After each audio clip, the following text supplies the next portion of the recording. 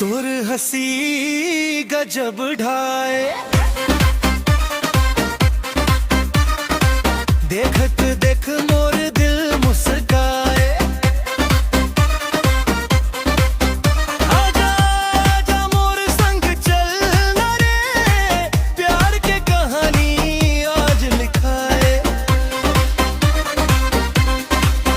तोरे नाम में जादू है, मोर सपना ला सजा दे। तोर बिना ये मन नहीं लागे, आके मोर दिल ला मना दे। रूप तोर चंदा जैसन चमके, सबके मन ला भा जाए।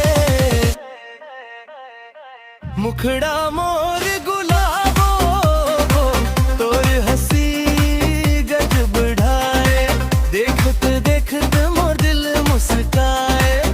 आजा मोर संग चल ना रे, प्यार के कहानी आज लिखाए।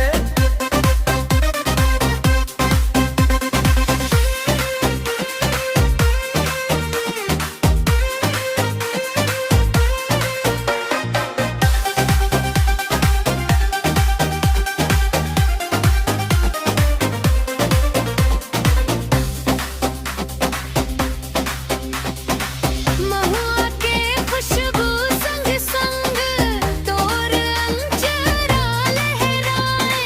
माया के मीठा बात सुना के, मोर दिल हर्षाए। हाथ में हाथ धधले संगी, सपना